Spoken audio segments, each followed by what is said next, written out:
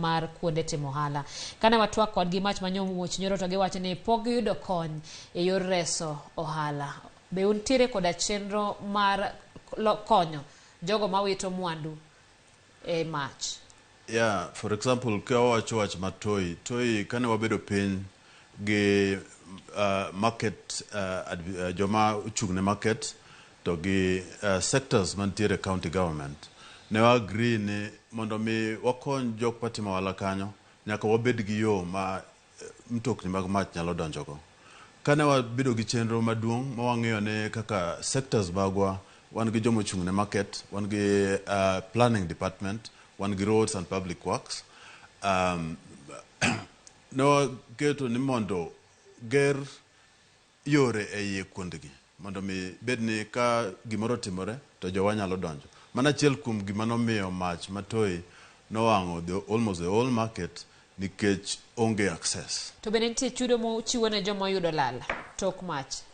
Yeah, nitiere emergency fund. Emergency fund, all county governments bedo funded from treasury. 1% of the total budget of a county emiyo emergency fund. This fund is a revolving fund. Every county government they got. So through this fund, wakonyo mondo waresto wadwok ngima mag jok ma ohinyore kata ba olalo gigegi e yo makare mondo gichak ngima kendo. Ma joma nitiere toi nitiere kony manosemigi.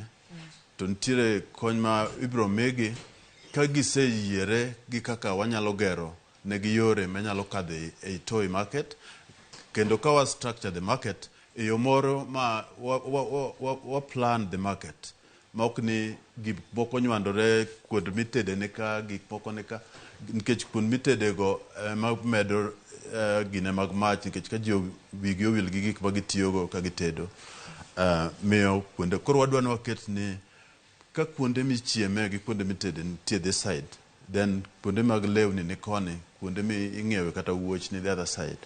Koro obedo gimoro ma structured ma jite nyalo yudo kaka tiyo e market kae. And yore matino ma geche wanyalo kadho godo mondo konygi ka nitiere masira be ko gise agree ne waloso. The governor no yie ni bro miyo gi kony mondo gi restore their structures. Kamano to wach maduong' mabende timo kaka mach manyowuok nyoro nochakore Makina en kar dak mabende nitie machiegni kod chiro mar